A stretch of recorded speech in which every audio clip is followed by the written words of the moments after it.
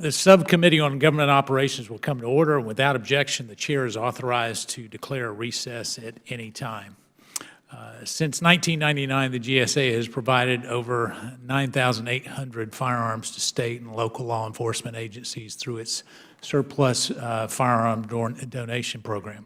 And this program has helped to ensure that our law enforcement agencies have the necessary tools to protect and serve the American people. However, today's hearing is about a disconcerting finding by the GSA Inspector Generals that the firearms program is being poorly administered. The IG found that a program besieged by mismanagement, poor inventory, accounting procedures, and reliance on outdated and ineffective data management tools. The results of these problems are a system that the IG found to be placing firearms such as grenade launchers, Uzis, M16s, in a situation that is ripe for theft and loss. Allowing extremely dangerous firearms to be managed so carelessly is deplorable. The government needs to get its house in order. GSA is managing the firearms donations program using a haphazard system consisting of a digitally ancient web platform, disorganized and practically unusable paper files, and spreadsheets riddled with incorrect and missing information. When the IG began its evaluation of the surplus firearms donation program, the record-keeping system was so poor, in fact, that the IG could not even fully finish its review. The IG found that this program, which must track thousands of dangerous weapons throughout the country, was being administered using this paper file system. And the paper files that the GSA officials described as the backbone, according to them, of the program. These paper files were, for practical purposes, incapable of being used to keep track of the firearms. The IG was told by the sole individual, one individual, managing and tracking the program, that it would take days to search the files for a single item. To compensate, the administrator of the program resorted to creating a spreadsheet to track nearly 10,000 firearms spread across 831 different law enforcement agencies. Yet these spreadsheets were really in no better shape than the paper files. The spreadsheets contained information that contradicted the paper files and the digital records. The spreadsheets were missing information critical to knowing the location and use of the firearms. The only other way that the firearms were able to be located was through a web platform that had not been updated since 1999. Let me repeat that these firearms were being managed using a program that is now over 16 years old. All told, the menagerie of half-accurate, unsearchable, pre-new millennial software, paper, and spreadsheets created a system where the firearms were practically impossible to accurately be tracked. This atrocious quality of the program's records resulted in the IG being unable to even verify the GSA's reported number of missing firearms. The current program manager, the sole individual overseeing this program, identified the need to create a better tracking system early on and communicated that need. Yet despite the fact that the GSA knew about the deficiencies, the agency appears to have only begun to address the deficiencies in light of the IG's report. This poor system contributed to hundreds of firearms going missing. Between 2001 and 2016, 485 firearms went missing. Of these, only 25 firearms were ever found. That's right, 25 of 485, which is just unbelievable. Among those firearms that went missing were a set of 130 handguns, 5 Uzi submachine guns, and a pair of, get this, grenade launchers. In each of these instances, the firearms were sold to private gun shops, which are not allowed under the program and appears to have never been recovered. In fact, the GSA IG discovered yesterday that 2 of the missing grenade launchers were now located in Florida and Colorado and available for sale to the general public. In some cases, the firearms would go missing for as long as a decade, yes, 10 years, before anyone realized the firearms were not where they were supposed to be. It is beyond unacceptable that these firearms were lost, let alone the fact that they were not recovered, and in some cases were missing for years before anyone knew about it. But for pure luck, it appears that none of the missing firearms ended up in criminals' hands, so we can be thankful for that. But regardless, one shudders to think what might have happened if those missing Uzis or the grenade launchers ended up in the hands of an individual that would be bent on using them for nefarious purposes. The IG found that the GSA had weak and inconsistent, to quote them, weak and inconsistent inventory controls. So the GSA has a responsibility to maintain and track these firearms inventory checks. However, the GSA apparently only determined the need to require validated annual inventory reports in 2014, roughly 14 years into the program's existence. Based on this, it seems the GSA considered an accurate inventory to be an afterthought. Even with recent annual inventory requirements, the practices used by GSA were feeble.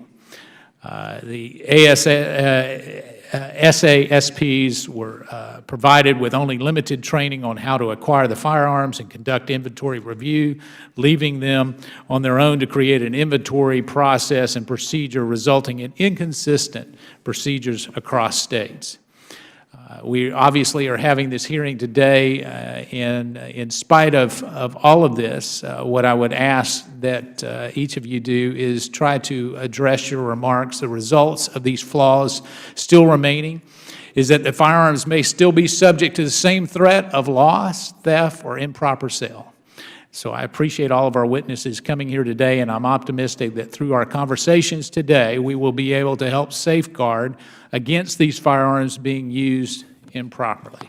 I'll now recognize the ranking member of the Subcommittee on Government Operations, Mr. Conley, for his opening remarks. I thank the Chair.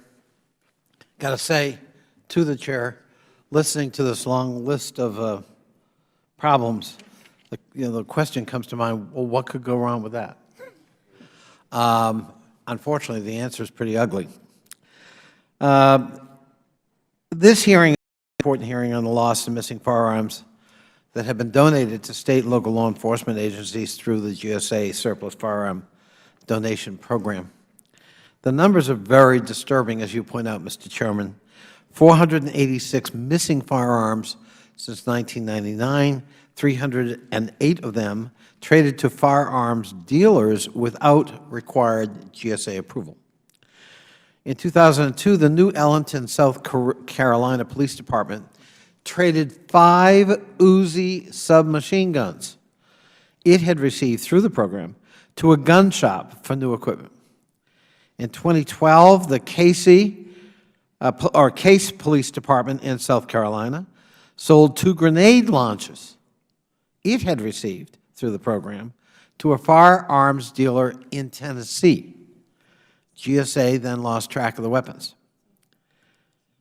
We agree on the fact that the missing weapons from this program are a problem, but it's no ordinary problem. Can anybody tell us why the Case, South Carolina Police Department, which polices a city of less than 13,000, needed 2 military-style grenade launchers in the first place? Or why any civilian would need to own a grenade launcher for hunting or self-defense? This begs the question, why do our gun control policies allow for the purchase of a weapon designed for maximum destruction? The flaws in our lax gun control policies are highlighted in the unbridled buying and selling of these dangerous weapons by just about anybody. In the fall of 2014, federal programs that outfit state and local law enforcement agencies with weapons, military-style vehicles, and riot gear received heightened scrutiny when we saw disturbing images of heavily armed police officers during the protests in Ferguson, Missouri. The GSA Firearms Donation Program is much smaller than some of those other programs. It can serve a valid purpose, donating law enforcement equipment to police departments that need it in order to outfit officers with basic supplies. It's not a program we need to end, but it's clearly one that needs reform, as you point out, Mr. Chairman, in terms of inventory, accountability, and technology. I commend the President for taking executive action last year to scale back the type of military equipment and heavy weaponry that are donated to local law enforcement agencies. The executive order establishes standard procedures for all law enforcement acquisition programs and seeks to ensure local law enforcement agencies are trained in the proper use of controlled equipment. The President established a working group that reached out to stakeholders, including law enforcement and civil liberties groups, in an effort to strike the right balance between policing and civil rights. The Inspector General, Ms. Ochoa, also made recommendations to improve data management and the inventory process following these firearms. Incredibly, the IG found that in some cases, records for this program were kept in paper form. That's unbelievable considering the magnitude of the program and the potential consequences of weapons getting into the wrong hands. And this brings us back to a recurring theme on this committee and our subcommittee, particularly, Mr. Chairman, and that is the inadequacies of our IT investments in the federal government and what could go wrong with that. Without question, tighter controls and additional reforms are desirable. For example, yesterday, committee staff asked the IG about, by the way, whatever became of those missing grenade launchers. And we learned just yesterday that they're currently for sale by gun dealers in Colorado and Florida, as the Chairman indicated. There appear to be no consequences to the law enforcement agencies that violate the program. It's my understanding the Case Police Department only had to pay GSA fair market value for the weapons as restitution. That's the full extent of the correction for violating the terms of the weapons transfer. There's no provision I'm aware of to recover federal weapons that have been put into general commerce by local police departments in violation of the terms of their contracts with GSA, to say nothing of the potential threat to public safety. I want to know today whether the GSA or GSAIG intends to, in fact, recover those grenade launchers. Some of my colleagues I know will disagree on whether or not the general public should be able to purchase grenade launchers. Even if you do disagree with me on that, surely you'd agree that the sale of such weapons and hundreds of others we donated to local police departments at least must be accounted for. Ms. Ochoa, as Inspector General, you're charged with rooting out waste, fraud, and abuse.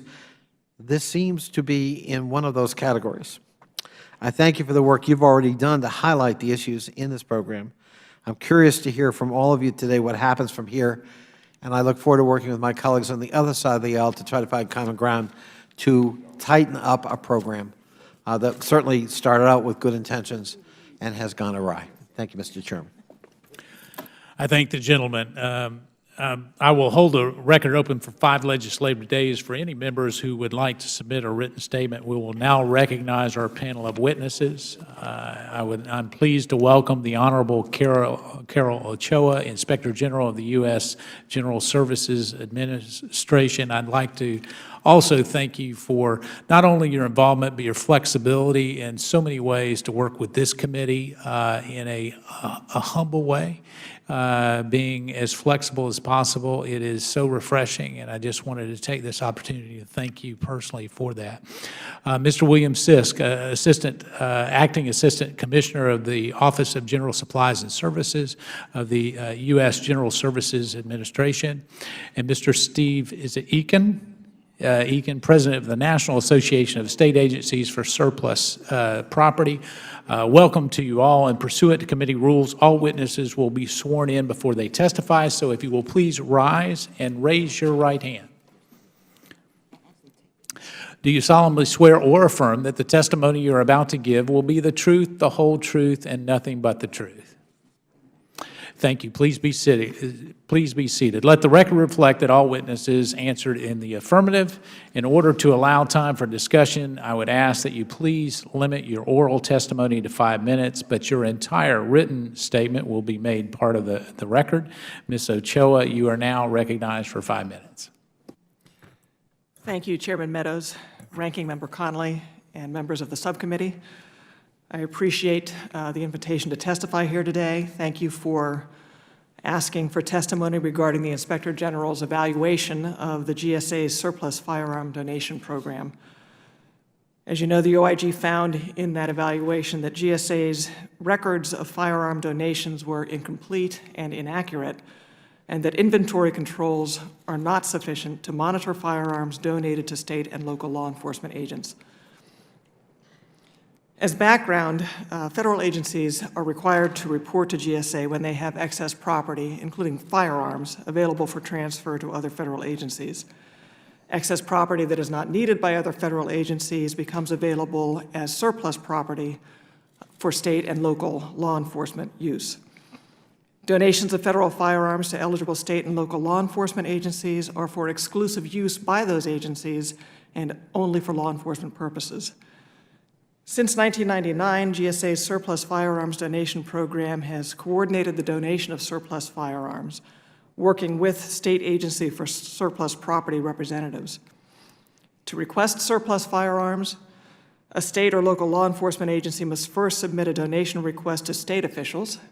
State officials then initiate the donation transfer process using GSA's web-based property transfer system called GSA Access, and submit the donation request to GSA for approval. Once GSA approves the request, the donating federal agency transfers the firearms directly to the state or local law enforcement agency. Certain terms and conditions apply to firearms which are donated to those agencies. The law enforcement agencies must use the firearms solely for authorized law enforcement purposes. They may not sell or trade the firearms. They must report annual inventories to the state agencies, and they must immediately report lost or stolen weapons. Once the law enforcement agencies no longer have use for their donated firearms, they must notify GSA through the state agency, and GSA can then give permission to reassign the firearm to another agency, or the firearm must be destroyed. The OIG began an evaluation of GSA's surplus firearm donation program in October 2014.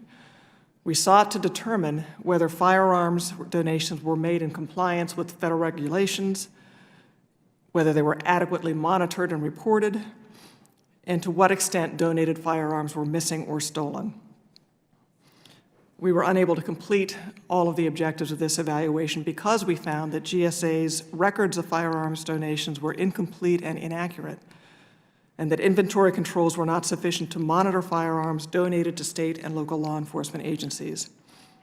And just as examples, we found that information in GSA Access used to record the initial transfer of the firearms was incomplete, often missing such basic information as the names and addresses of the law enforcement agency to whom the firearms were donated. Other information was entered incompletely or placed in the wrong data fields, including information such as the serial number, make, and model of the donated firearms. The database wasn't designed to record any transfers after the initial donation, such as information about a transfer of the firearms to another agency, reports of missing or stolen weapons, or destruction of weapons. The program officer for GSA sought to keep paper records of the transfers and used spreadsheets to manually track the subsequent activity. Those records, however, could not be sorted or searched electronically. They contained inaccuracies and they were incomplete. We also found that inventory controls were incomplete. States did them inconsistently. GSA provided no uniform guidance, and in general, there's been a lack of oversight from GSA on the inventory process. As a result, donated firearms have been overlooked in the inventory process, increasing the risk of theft or unauthorized use. As a result of our review, we made several recommendations to GSA centered around improving data management, both electronically and also improving the inventory process, providing guidance to the states, implementing an inventory-wide review process, and implementing standardized procedures for conducting and reporting inventories. Again, I thank you for the opportunity to testify and for the subcommittee's support of Inspectors General.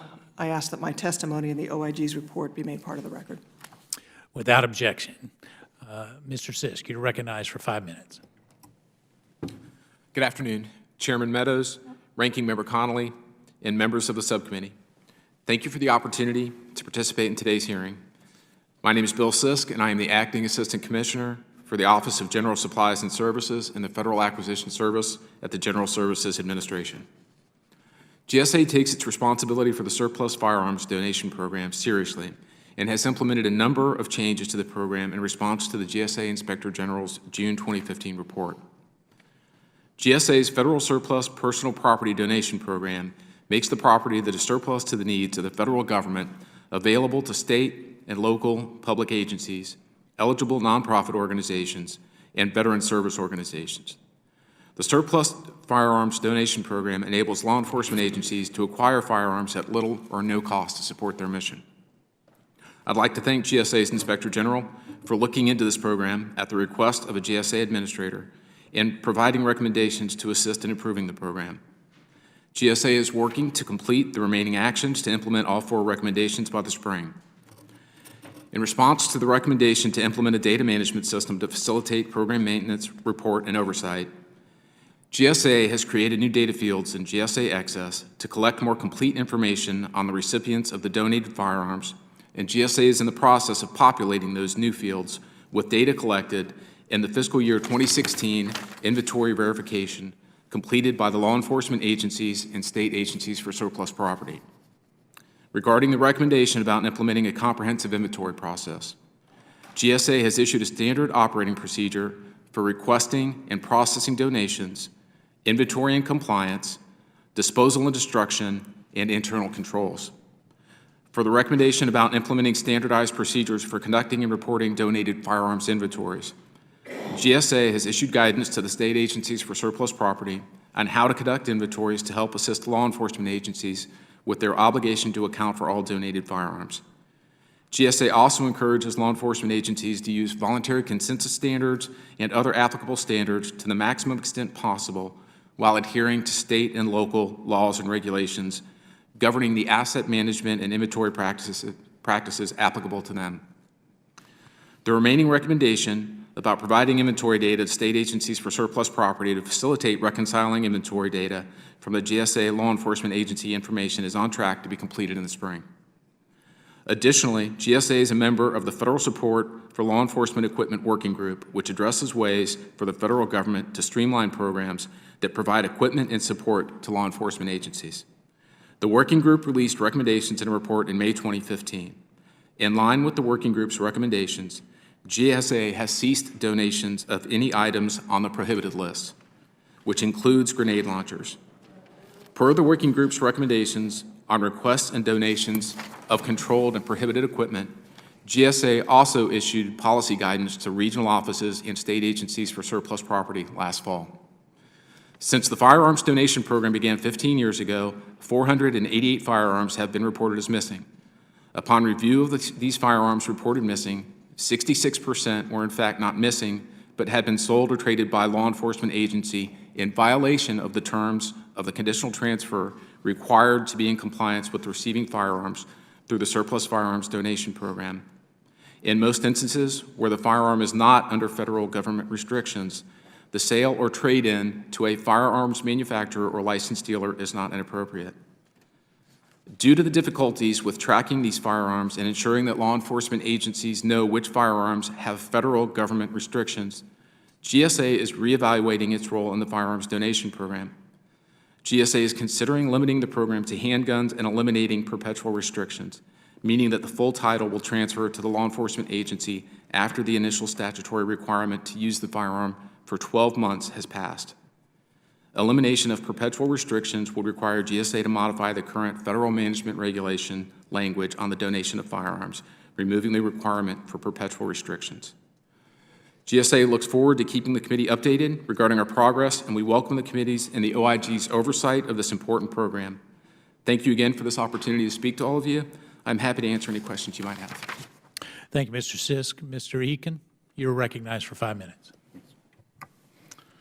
Chairman Meadows, Ranking Member Connolly, and honored members, my name is Steve Eakin. I'm the director of the Georgia State Agency for Surplus Property, and in that position, I manage the federal surplus property program for Georgia, as well as the state surplus property program for Georgia.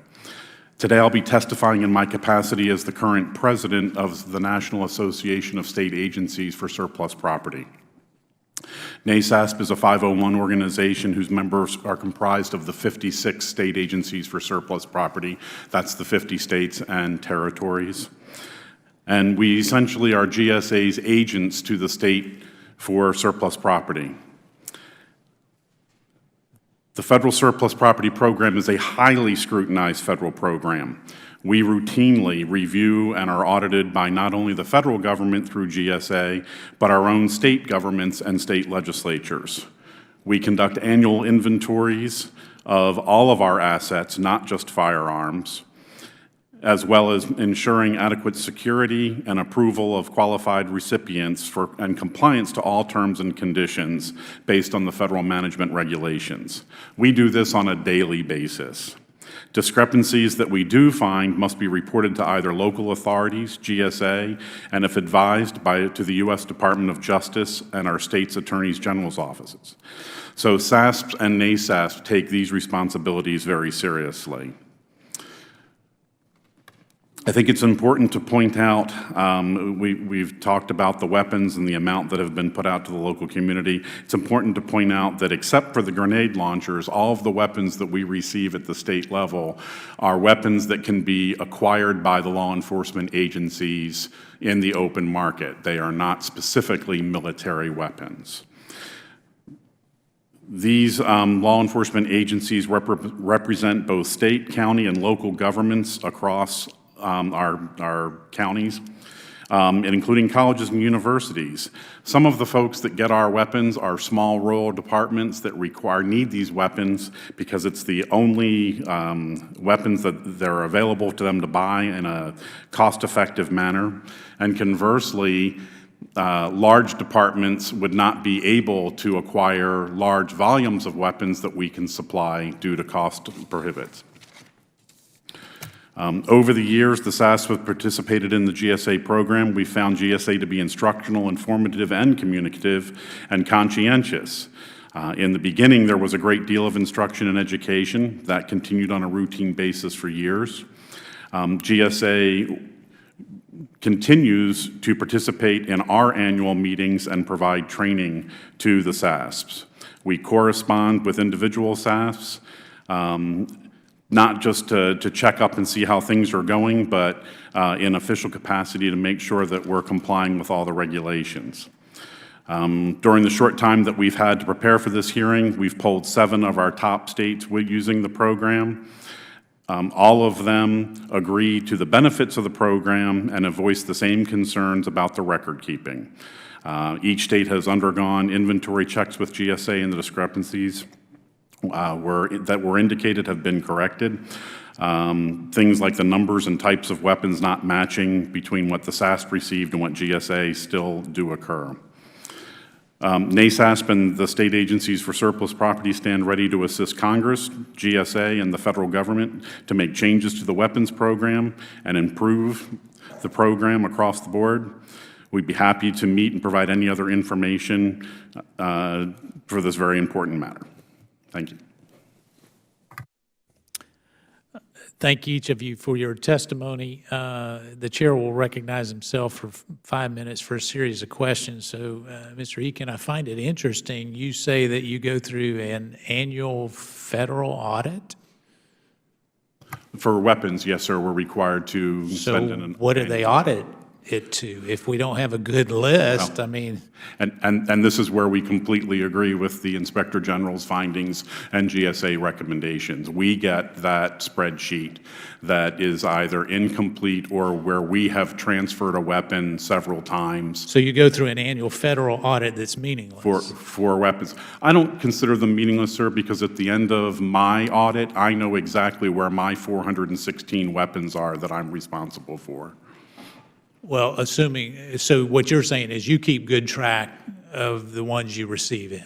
Yes, sir. Then what's Well, the purpose because of a federal audit? we send the same you- spreadsheet with the information back to You know, GSA, and the, I just want to caution you, don't, listen, I know all my sheriffs by first name. I know my chiefs by first name. I love law enforcement. I got them on speed dial. I understand the task of which you're here in your association. But let's not take that issue and go overboard with regards of justifying what is obviously a problem. yes. Okay. And so, Mr. Sisk, can you explain to the committee how it took 10 years to find 5 Uzi submachine guns that were missing?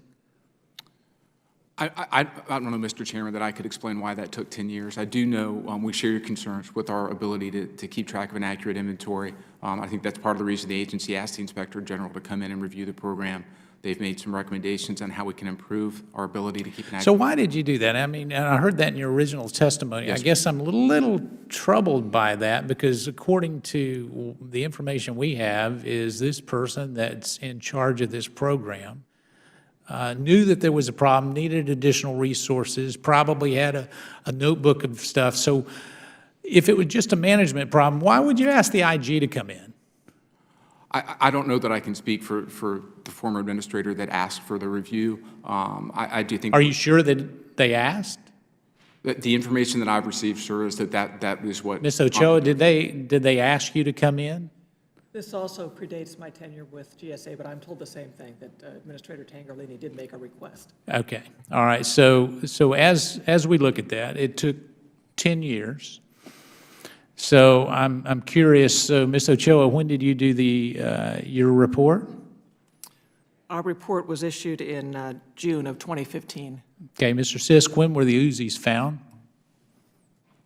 I'm not sure. 2012. Okay, sir. So we had 5 Uzis that were missing for 10 years. We found them, and we waited 3 years to have the IG to come in and look at it. Do you not see a problem with that? I can absolutely see your concern, sir. I think at the time when the firearms were reported as missing, that we took the steps that were in our program at the time to report those as missing to the Office of Inspector General, and then took administrative action on those after that. All right, so you in your testimony, Mr. Sisk, you talked about a new procedure that you put in place. When did you communicate that new procedure? I believe it was this past fall, sir. All right. I think you made, so as we look at that, I guess the IG's report came out in July, was it, of 2015, June or July of 2015? Now, this is not a complicated problem, I wouldn't think, in the big scheme of things. Why would it take so long to start making real changes to this? Is it the fact that the ranking member and I are holding a hearing today that you started getting to work on it, Mr. Sisk? Well, clearly after we received the IG's report, sir, in June, we began working on the recommendations. There's definitely much more visibility on the program than there was previously, but we began work on the program then. We've made some of the changes with GSA Access that are going to give us the ability to track this inventory much more closely than we could previously.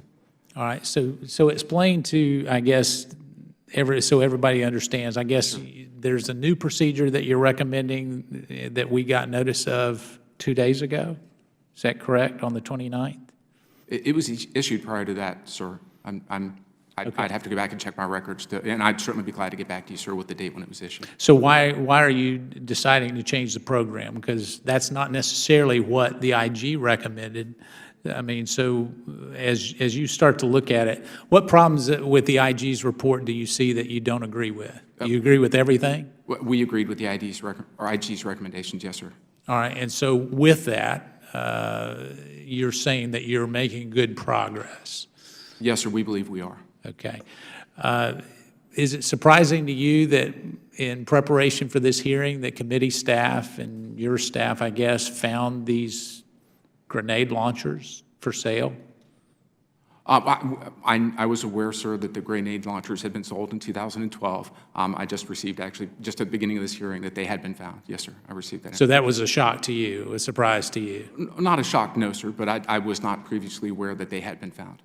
Well, I mean, I guess if you have an inventory of submachine guns and grenade launchers that goes missing, I would leave no stone unturned to try to find it. And I guess the ranking member and I are sitting here trying to scratch our heads. Why would it take a congressional hearing before we find out where those are, if it's really a priority? Sure. Sure. So do you see why a reasonable person would think that the GSA is not treating it as a priority? Yes, sir, I can. All right.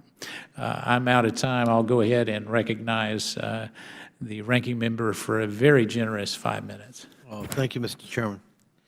And Mrs., I'm going to ask you to pull this up close because we can't always hear you. Thank you. Let me start with how this works. Because, first of all, how long have we had this program? I believe 1999 is when it went into effect. 1999. So what's the inception of it? So somebody sits around the office saying, you know, we got these extra grenade launchers. Well, first of all, where do you get the weapons from? GSA isn't an armory. No, sir. For the GSA program, it comes from federal law enforcement civilian agencies. Okay, civilian agencies. Yes, sir. And somebody had some grenade launchers, just to pick an example. Yes, sir. Okay. So you get them. Now, do you have a choice? Can you say, we don't want those? I don't know that we have a choice, sir. They never actually physically come into our custody. So it's a paper responsibility. Yes, sir. They're located somewhere. Yes, sir. They would be with the federal law enforcement agency. We would process the transfer through the state agency. But that means you've got a tracking system, so you know where they are in order to transfer them to somebody. Yes, sir. Okay. So somebody has grenade launchers in the federal civilian sector, and you get them. I mean, not physically, but Yes, sir. your responsibility. Now what happens? Do you sit around saying, well, I wonder who could use a grenade launcher? What do you think? Yes, sir. Is that what happens? No, sir. What happens? What's the analysis that gets us from we're in possession of this, not physically, and we need to divest ourselves of it and hopefully deploy it somewhere where it can do some good? Sure. The federal property is reported to us through our GSA excess program. The local state law enforcement agencies would work with their state agency for surplus property to identify the need and identify the federal material that was available. I'm sorry, I can't hear you. Oh, sorry, sir. Maybe pull the box a little bit closer to, there we go. Okay. Go ahead. Yes, sir. Federal agencies would identify the process, or I'm sorry, the material or the firearms in this case, that were excess to their needs. And after a screening process through other federal agencies, if no other federal agency needs the firearms, it would become available for donation through the state agencies for surplus property. So the state and local law enforcement agencies would work with their state agency for surplus property to identify those needs. So Mr. Aiken in Georgia would say, hey, they got some grenade launchers. We could use those. Is that what happens? They bid on them, or they put in an application? Yes, sir. There's no charge for it. The material from us is donated, so there's not a bidding process. Well, but what if Georgia wants, you only got two, Georgia wants them and, I don't know, Michigan wants them? Yes, sir. It would be GSA's responsibility to allocate that material through one of the state agencies. Based on what criteria? Based on some general criteria of what the needs are of the state and local agencies. They try to have somewhat even distribution if we have competition for material between that states. brings us to the two grenade launchers. Sure. So in that process you've just described, someone decided a place named Case, South Carolina, with 13,000 population, needed two grenade launchers. Is that correct? I believe that need would have been identified by the local law enforcement agency working with their state agency for surplus property that identified that those launchers were available through the federal surplus program. Well, Yes, sir. but you pass no qualitative judgment on that? Gee, if South Carolina says Case needs them, unquestioned, let's get rid of them, get them off our books? I believe it's up to the state agency for surplus property to identify that the local law enforcement agency. So you absolve yourself of all responsibility as an agency in terms of justification? No, sir. Our role is definitely tracking the material, and we've obviously had some shortcomings there. No, I'm not talking about tracking. Yes, sir. We're not there yet. Right. I'm talking about justification, Yes, a sir. priori. I mean, I represent a jurisdiction, well, I was chairman of a jurisdiction with 1.1 million people. Right. I can't imagine my police department putting in for grenade launchers, but maybe they did. But a town of 13,000? Did anyone kind of raise the eyebrows a little bit going, I wonder what case South Carolina is going to do with 2 grenade launchers? I don't know, sir, if anybody did at the time. I can tell you that those items are now on the prohibited list, and we have ceased with that material going forward. I Yes, sir. understand. I'm trying to understand the process. Sure. So subsequently, apparently, Case sold these 2 grenade launchers. Is that correct? Yes, sir. Is it your understanding that the purpose of this program, inter alia, is a revenue source for localities? No, It's sir. a way of raising money. Let's Sure. sell dangerous weapons and raise some money. No, sir, that is not the purpose of the program. So when Case sold 2 grenade launchers, it was in violation of their contract. Is that not correct? Yes, sir. They signed a contract They sign a conditional transfer document. Yes, sir. with you, Yes, sir. and they signed that document, Yes, sir. and clearly they violated it. Was it a willful violation? Did you even look into that? I don't know that I could speak to that, sir, whether it was willful or what their intent was. Well, I think one of the purposes of our hearing here is to try to understand what happened. I mean, I only was half jocular when I said, you got to ask yourself the question, what could go wrong? You know, Ms. Norton and I represent urban, suburban areas of the United States, and it is a very important question to us, what can go wrong? In my community yesterday, we buried a young police officer. She was 90 minutes on the job. First day, she was gunned down by a man who had access to lots of weapons, who also had killed his wife just before in a domestic violence dispute. That isn't a grenade launcher, but it is a reminder, certainly in congested areas like Ms. Norton and I represent, we want to be real careful about what gets into whose hands. And I got to tell you, this question of accountability in this program, while it's not a huge program and it's dwarfed by the number of arms in America, but it is troubling to think that somebody could so easily divest themselves of grenade launchers, and again, what could go wrong with that? I yield back, Mr. Chairman. Thank you, and I think I join all of my colleagues on the dais here for the condolences of losing one of your constituents, and certainly one of Prince William's finest. And so with that, I'll recognize the Vice Chair of the subcommittee, the gentleman from Michigan, Mr. Wahlberg, for 5 minutes. Thank you, Mr. Chairman. I associate myself with your remarks and that of a representative who had to do a tough thing yesterday to attend that funeral. Mr. Sisk, how many program administrators have there been in the life of the surplus firearm donation program? If you're speaking to the individual that directly runs the program, sir, I'm just trying to make sure I'm clear on by administrator.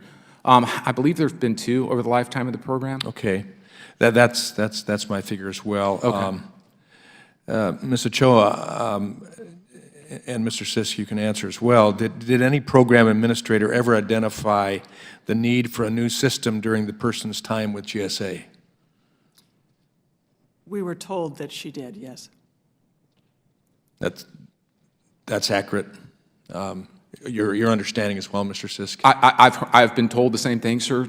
She did not identify that need to me personally, but I've been told that is accurate. Yes, sir.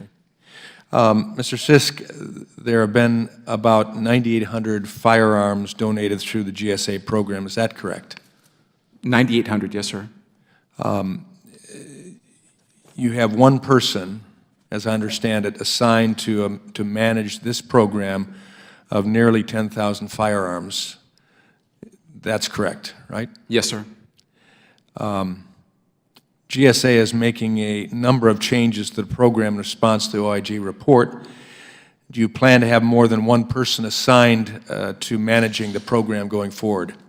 That is currently not in our plans, sir. We're hoping that with the new IT technology that's available to us and the improved inventory capabilities that we're going to have, that it will One be... person to still be able to handle that? If it is not, sir, we are always willing to look to add more to improve the program going forward. Yes, sir. Your report took issue with the GSA only having one individual responsible, Ms. Ochoa, your report, for this entire program. Can you elaborate on why this practice is problematic? Well, the issue that we saw was the information being essentially stovepiped with one person for a nationwide program. One person who was trying to keep track of it manually, which proved to be nearly impossible. Do you think this new system that they're working toward will take care of that? One person will be able to care, or would you still say, we think you need to expand the numbers? It's hard to say. We haven't yet evaluated the corrective action that the agency is undertaking.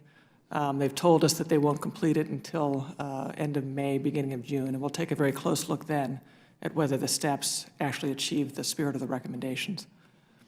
Okay. Mr. Sisk, did GSA speak with or consult any of the program administrators at DOD regarding the practices used in administering its 1033 program? Yes, sir. Our staff has been in contact with the folks at the Defense Logistics Agency. To what end? Well, for example, some of the new changes that we've made in the GSA Access program, we're trying to model that interface to be similar to what DOD is doing because they are two separate programs that are administered by the State Agency for Surplus Property. No intent to look toward transferring the program to DOD? We did have that conversation with DLA. I believe because we operate under different authorities, they found that to be problematic.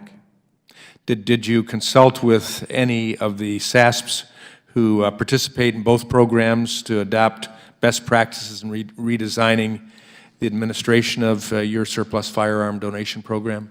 We do have continuing ongoing conversations with the state agencies for surplus property. I'm not aware of any myself, sir, that's specifically directed to... But you didn't consult with any SASPs about this? I didn't personally, sir. I'd have to go back and check to see if we did that and get back to the committee. Well, I think that would be important to do, to see what their record has been, what their experience has been, especially in finding a way to make sure that the loss of firearms, the loss of contact with the firearms, the loss of understanding where they're at, seems to be important to find out if there's any better way of doing it. So we trust that that the new system you're putting in place, the plans forward, will ultimately meet approval of OIG, but more importantly, that we'll gain control again. Yes. Would my friend yield just for a quick follow-up to his? Yes, I would. I thank my friend. DOD has a separate parallel program. Yes, sir. Is it also following the reforms you've made, the limitations you've put on what can be transferred? No, sir. Those are just some of the options that we are exploring strictly within the General Services Administration, and they're just options that we are considering going forward. So grenade launchers might be transferred by DOD's program? I don't believe so, sir. As part of the working group, I believe that's part of prohibited materials for everybody. All right. Well, we're going to want to know more about that. Yes, sir. I think the gentleman from Michigan, the vice chair of the subcommittee, the chair now recognizes a gentlewoman from the District of Columbia, Ms. Norton, for 5 minutes. Thank you very much, Mr. Chairman. I certainly appreciate this hearing. I want to offer my condolences to Mr. Connolly and the family of the slain police officer who apparently served us doubly. It served us in the armed services as well. I thank my friend, and if we can hold the time, we also very much appreciated Chief Lanier, who represented the district at the service. With all of the concern about police abuse that we see, particularly among young people, I do want to be clear that police lives really matter, particularly to those of us who see police go into the toughest neighborhoods. We thought, well armed, by the way, that my own city has very tough gun laws. I'm always concerned if guns get away from people because any guns in the District of Columbia must come from outside. They can't be generated, or almost surely are not generated here. So I'm keeping track of this program and making sure I understand this program is important to me. I understand that 60% of the firearms have been traded to dealers without the approval of GSA. Is that the case? And if so, how could that occur? Yes, ma'am. Roughly 66% of the firearms that were in care and custody of the local law enforcement agencies were either found to have been sold or traded in violation of our agreement with them. Traded to firearms dealers? Yes, ma'am. That's my understanding. Yeah, so what was the rule? The rule was that they could not do that without GSA's consent. What did you think was going to happen to these weapons? Again, the weapons were in the care and custody of local law enforcement where they were identified in excess to the federal government's need, and the agreement with them was that they would not dispose of them without GSA's agreement. Now, but if they were in the control of law enforcement Yes, ma'am. officials, and the mission of the program was to outfit law enforcement officials with the weapons necessary to perform their own duties, can it be any wonder that they would trade away or try to get out of their own departments grenade launchers, for example, or weapons of the kind that local police departments don't use? One wonders, what were they doing with them in the first place? Did you have any option other than to dispose of them to law enforcement, who of course would have no legitimate use for grenade launchers and the like? Sure. Again, many of these firearms could in many cases be what is not controlled material. After the working group that has been established, we have prohibited equipment, controlled equipment, and then non-controlled equipment, which would be the handguns and perhaps the shotguns that would generally be assigned to patrol officers. I still don't understand then, if you had submarine guns. Yes, ma'am. And grenade launchers, and they are not used or should not be used by law enforcement, what should GSA do about those weapons in particular? Those weapons in particular, if they're in the custody of federal law enforcement, the rules have changed now. Some of that, the grenade launcher specifically, would be But those are weapons, in prohibited. other words, you could sell anything, or you could dispose of anything to law enforcement without taking efforts to see whether or not they were legitimately usable by local law enforcement. That just wasn't part of what you were supposed to do. Yes, ma'am. Again, after the working group has gotten together, those grenade launchers are now prohibited equipment, and What are you going to do with them? I believe the process would be for the federal agency that has those. In this case, I believe those came from the FBI Academy in Quantico, that material would have to go up for destruction.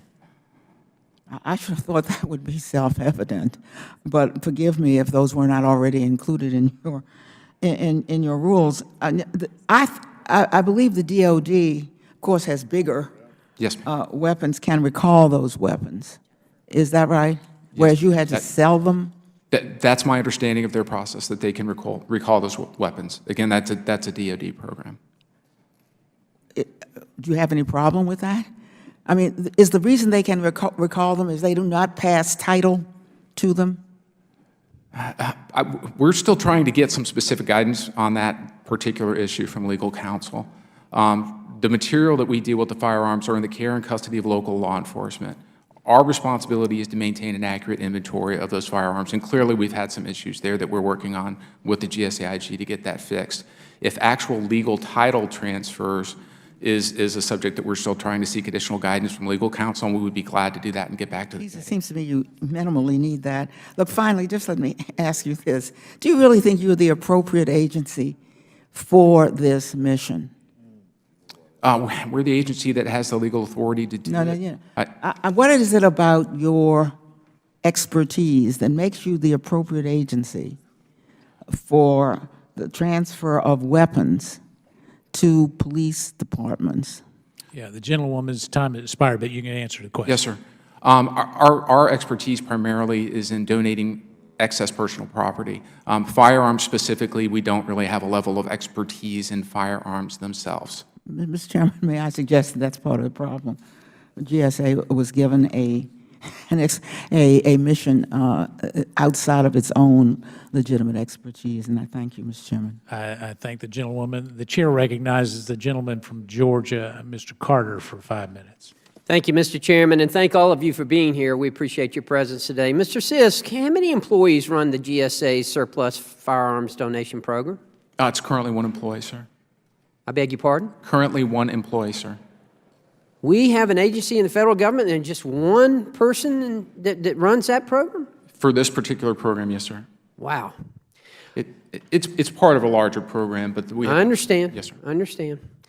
Mrs. Choa, it's my understanding that that the program records are kept in a paper file system. In fact, this system has been referred to as the backbone of the program. Is that correct? Is it kept in a paper file? The program administrator seeks to track all of the firearms through paper records, yes, that's correct. How would you describe the accessibility of this paper filing system? It's not particularly accessible, as you can imagine. She keeps boxes of records. She told us that in order to trace one particular firearm, it could take days. When we tried to compare her records to the spreadsheet she was keeping to try to centralize in paper the whereabouts of the weapons, we found a lot of inconsistencies. She also inherited some paper records from her predecessor, so it's not a very accessible system. Wow.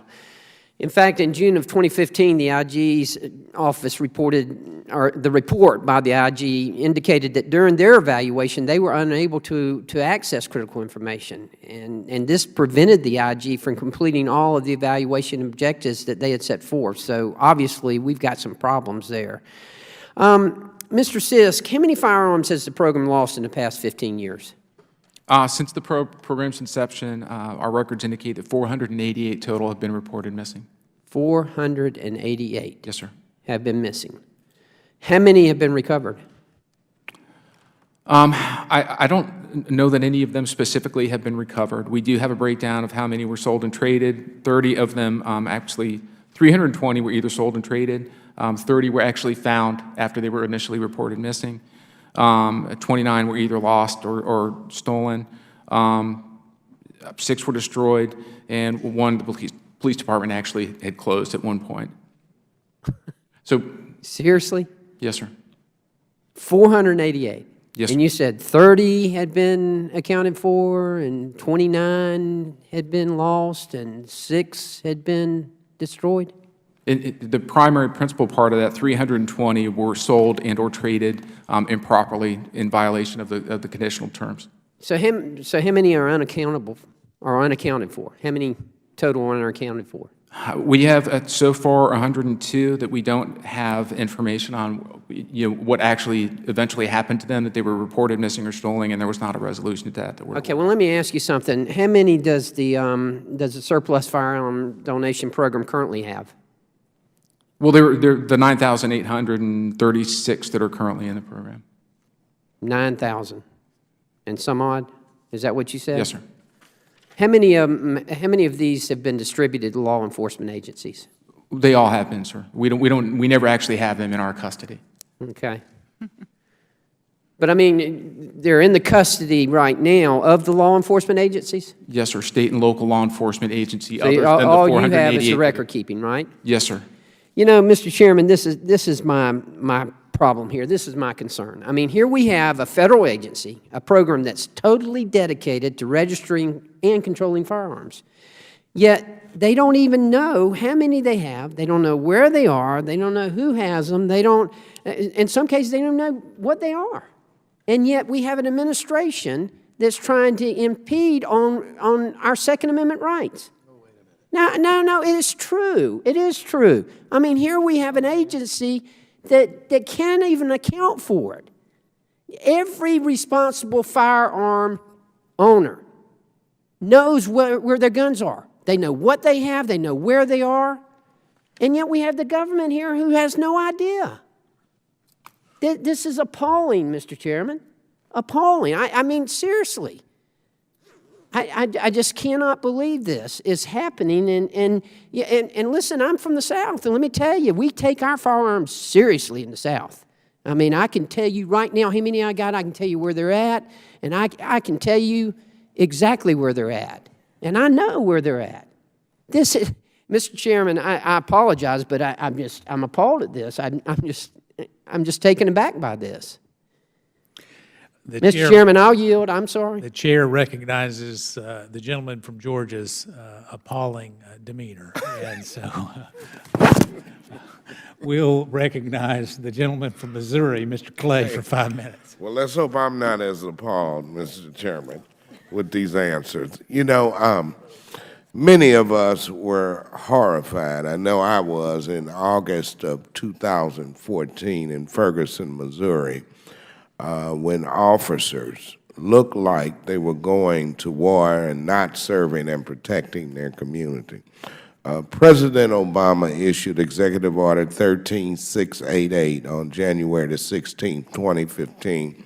The President recognized the need for these programs to assist law enforcement officers' critical mission of keeping the American people safe. The Executive Order also recognized the need for law enforcement officers to be trained in proper use of the equipment and training on the protection of civil liberties. The Executive Order established a working group to identify agency actions that can improve these programs. One of the recommendations was to prohibit certain items for transfer, such as grenade launchers and firearms that were .50 caliber or higher. We know that prior to this, the GSA program facilitated donations of grenade launchers. Mr. Sis, were there other weapons that were donated through this program that are now on the prohibited items list? Not that I'm aware of, sir. I believe the only thing GSA had that was now on the prohibited list was the grenade launchers. Okay, and then the Department of Defense has begun recalling some of the weapons that are now on the prohibited items list. And is GSA recalling those weapons? You are? No, sir. We're working with our legal counsel. We're asking for a voluntary return of those items. Our legal counsel is giving us some additional guidance on whether or not we have the authority to recall those grenade launchers. Well, it's an executive order. You all don't follow the executive order? Yes, sir. We absolutely follow the executive order, and we've issued guidance that we are no longer going to facilitate the donation of items that are on the prohibited list. The issue comes into play where we had the conditional transfer document that was in place for the 22 grenade launchers that we still know exist with local law enforcement agencies. If they've not violated the conditions of that agreement, if we can force them to return those grenade launchers. Okay, one of the requirements for transferring controlled equipment such as specialized firearms that are not service-issued weapons is that law enforcement officers have training on proper use of the equipment. And Mr. Sis, what is GSA doing to ensure that officers are trained to use weapons that are now on the controlled equipment list? For items that are on the controlled equipment list, the law enforcement agencies that we donate to would have to absolutely comply with that additional training requirement. Yes, sir. And how do you confirm that? I believe we would work through the state agencies for surplus property to make sure that was done. Okay, the working group also recommends sanctions for violations of controlled equipment programs. Will this apply to existing controlled equipment that is already in the hands of law enforcement? I don't know, sir, that would apply to the equipment that's already out there. That would be the grenade launchers in our case. I would have to get back to the committee on that question. So tell me why local law enforcement would need grenade launchers. Again, I don't know that I could speak, sir, exactly to what the need was for that equipment at the time that it was donated. We do know that it's there. We've still got track of 22 of the items, and we no longer will facilitate the donation for prohibited items. Okay. Mr. Eakin, can you maybe respond to why local law enforcement would need grenade launchers?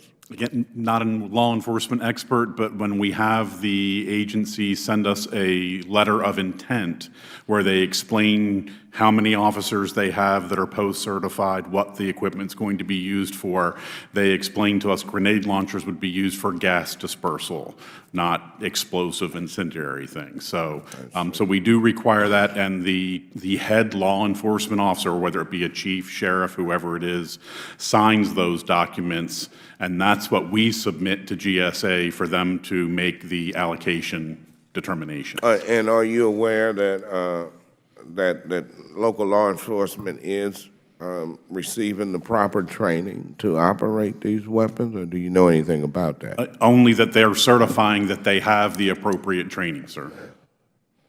It sounds pretty loose, Mr. Chairman, but I yield back.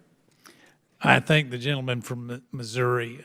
I'm going to go ahead and recognize myself for a series of additional questions because I want to follow up.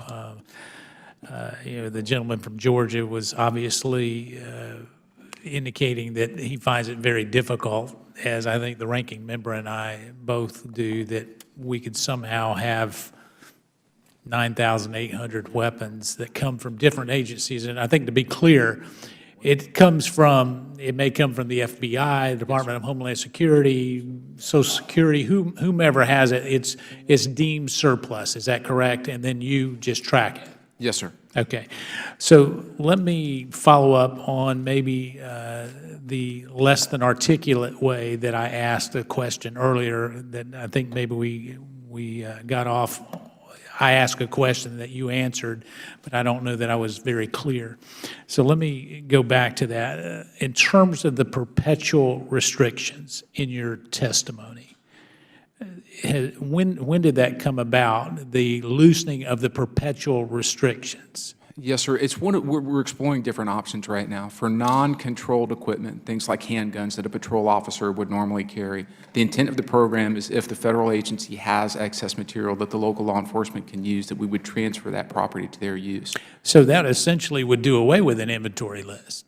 It would be a clean transfer of title to the local law enforcement agency. So did you make that recommendation on the 29th of February? Because that's when we found out about it. Ms. Ochoa, when did you find out about it?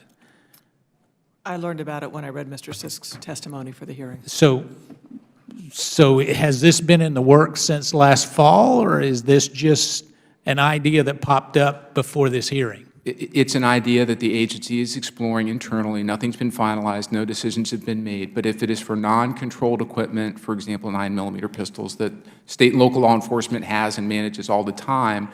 So essentially it was put as part of your testimony to say we're going to try to figure out a way to do this by getting rid of an inventory list that we can't control because we can't actually track the weapons? The inventory, is that accurate? The inventory list that is currently in place, sir, we're doing everything we can to follow the IG's recommendations to make sure. Your recommendation on the 29th, so let me be specific. Your recommendation on the 29th, why did you make that recommendation on that day? What was the genesis or the causal effect of coming up with that recommendation to get rid of the perpetual restriction? One of the things that we are considering is looking at removing the perpetual restrictions for non-controlled equipment, specifically for handguns, that would be going forward. If it's actually better for local law enforcement, that those handguns that would be transferred to them would be under all the rules and regulations. So you're doing this because it'll benefit local law enforcement? Is that what you're saying? Is that your testimony?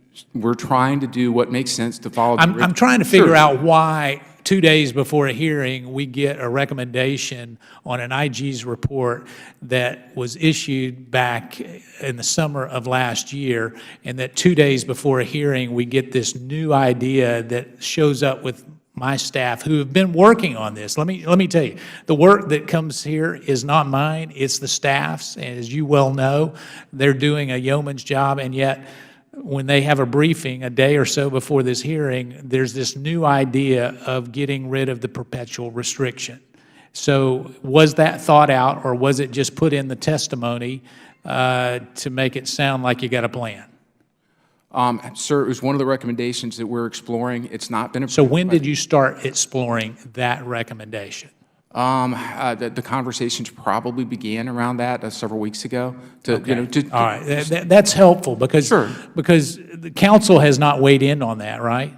Because I guess here's the interesting thing is since you don't own the firearms, you're just taking the list. Yes, sir. How do you make the determination that you can give it to a local law enforcement agency after 12 months?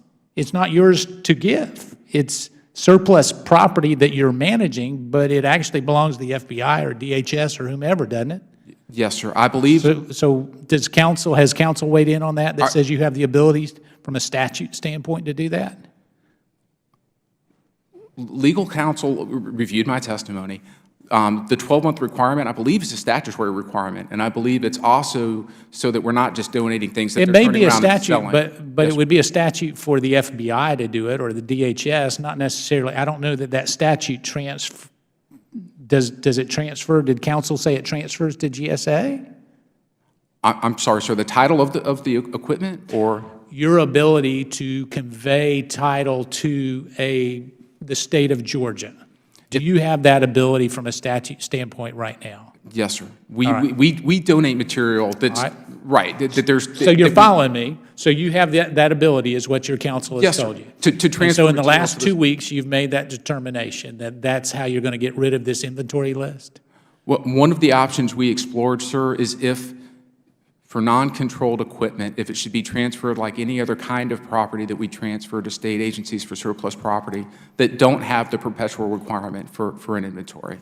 Listen, you may have two different ideological points of view up here as it relates to our local law enforcement, but I guess we are of one mind when it comes to tracking it.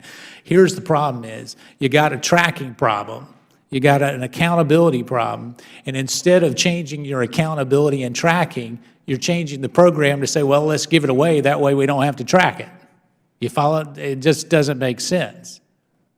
Does it? Does it make sense to you? I understand what you're saying, sir. The intent. Does it make sense to you? The intent of exploring that option was to look at, to see if. All right, so let me, and I understand, so let me go interrupt myself, and I'll ask. Sure. So if that's the case, and you're going to convey ownership to, let's say, Mr. Eakin in the state of Georgia, what would preclude him from saying, okay, I want 130 of those Glocks? They keep them for 12 months, and they sell them, and they say, I want 130 more Glocks. So it becomes a funding stream. If you get rid of the perpetual restriction, it becomes a funding stream where they don't have to reimburse the federal government. I can tell you, it would be a business that I would get in immediately if you did that. Do you see the problem there? Yes, sir. But we are transferring this material through the state agency for surplus property to state and local law Right, enforcement. but what I'm saying, it becomes a de facto grant to that state agency, would it not? I guess. Am I missing something? Sure. In the same sense that any other material that we donate through the state agency for surplus property, yes, sir. All right, Mr. Chairman, if I can help you. Let me tell you, Georgia and South Carolina may get a lot. North Carolina, I saw on the thing, I get zero. So, I'm But they may have property. Can I through just 1033. interrupt Yes, one second, Mr. Eakin? I'm sorry, but on this issue you're bringing up, I asked you specifically in my questioning, Mr. Sisk, was this a revenue-generating program, or was this an enhancement of capability program? And you said it was not a revenue enhancement program. And now, where the chairman just took us, actually, that is the practical effect of what you're contemplating doing, which is lifting the perpetual restriction. Because then, all you're doing is transferring your surplus program and making it a revenue-generating program for local law enforcement, not an enhancement program. And what I worry about is then it could get into the wrong hands. We already know that happened with grenade launchers. So I'm not reassured by your answer at all. And it seems to contradict your earlier answer as to, with respect to case. Sure. And I'm sorry, sir, and I appreciate the opportunity to clarify that. There would still be a requirement that the equipment would be kept and used for 12 months. That requirement would not go away. Well, But in a sense, sir, the entire program that we run, the donation program through the state agency for surplus property, where we transfer excess or surplus property from the federal government to the state and local agencies, in a sense, sir, we are providing equipment to them. Ms. Dakin, I interrupted you, and I'm sorry. Mr. Eakin, you wanted to jump in there because you were disagreeing with an analysis, and it's fine. I just wanted to put in that there are those restrictions already, and the state agencies for surplus property, as well as the donees, by the regulations, can't do that for exactly that reason. All the property that we receive at the state level has to either be donated within 12 months, or when we turn it back in or sell it, it's with GSA. And GSA does get proceeds of that. So it doesn't happen that those items we just hold on to stuff for a year and then turn it into profit, just like our donees have to use. Which I understand that's the way it is today, but I guess what I'm saying is does that change under this new scenario? If you get fee title to it in 12 months, does that change that, or would they still have to compensate? Would they still have to compensate the FBI, let's say? Would the state of Georgia still have to compensate if they kept it for 12 months and on the 13th month they sold it? Would they have to compensate the FBI? No, sir, I don't believe they would. Okay, that's... Under the current regulations, we would be compensating GSA. GSA No, I conducts the understand that, sales. but that's what I'm saying. He's talking a new... Here's my concern, Mr. Sis. Sure. This is not a complicated problem. This is not rocket science. I mean, I can tell you, I could go buy an off-the-shelf program today that would track this and be able to sort it. In fact, if you need some help with that, I can probably get you 4 or 5 vendors that would fall all over themselves to do it very cheaply, where Ms. Ochoa doesn't have to come back and check on it because it would actually be sortable and we could track it. Then it becomes an ideological problem on whether we supply it to the state of Georgia or whomever. But what it sounds like is you're about to change your program because you won't fix the reporting. Am I wrong there? Sir, we're fixing the problems that are there with the inventory process. We absolutely agree with you that the process was not, it had shortcomings, and we're fixing that. We are exploring different options on how to improve the process going forward. None of these decisions are final. But they were in your testimony. Yes, sir, they were. So we're going to continue to work with our Office of Inspector General. We're going to work with our Office of Government-Wide Policy just to explore different options, and we would certainly welcome the committee's input as well. The ranking member's been very gracious. I'll Not at all. recognize him. I completely agree with you where you're headed, Mr. Chairman. Is it correct, Mr. Sisk, that in all of 2015, a total of 57 firearms were donated? I believe it was 73, sir. 73? Yes, sir. Well, even so, given all the grief, wouldn't it have been easier to destroy them? I mean, you can't argue that it makes an appreciably, significant impact on local governments with the number 73. I understand that, sir. And given all of the headaches and a bad IG report and congressional hearings, and now we're going to consider legislation about whether you're even the right agency to be disposing of these, why not just destroy them? I certainly understand that, sir. I think the intent of the program was where the federal government had excess firearms that could help local law enforcement, that was the purpose of the program, was to get that equipment to local law enforcement. But you would concede it's gone awry? Yes, sir. We definitely have issues with our inventory process that we're, yes, sir, addressing. But even in the receiving end, I mean, I know it's not necessarily indicative of the whole program. But the example of the 2 grenade launchers is instructive. It goes to a small town in South Carolina, and there's no one with a straight face at the state level who could have said, I think they need grenade launchers Case. And of course they didn't, because Case promptly sold them illegally. That was a good South Carolina accent, Thank you by very the much. way. I'm from Virginia, as you know. But they did. And so that is also troubling. There's no substantive analysis or set of vigorous criteria that guide this program. And that, when it's tainted at the very beginning of the program, no wonder we got problems at the end of the program. And I could understand if we're talking about, 73,000 or 730,000 weapons or firearms, we got to get our arms around this. But the number is so small, it makes you wonder whether it's worth the grief. And that's something, it seems to me, the federal government ought to consider. Thank you, Mr. Chairman. I want to thank each one of you, and let me be clear, Mr. Sisk, I understand that, this is an inherited problem for both you and your boss, and so I would say that the commitment to get it in the heat of which you've had to respond to questions today. We understand that you're not the causal effect of this, but let me also share. The OIG has done great work in identifying this. I still have questions of whether they were asked to come in or they came in, and that's a moot point because people have moved on. But let me be clear in that. What we don't want to do is to ignore the work that the IG and their committed staff has done, and so we're going to stay on top of this. The American people don't understand it. I don't understand how something so simple can't be done. We can put a man on the moon, and yet we can't track firearms going to state agencies.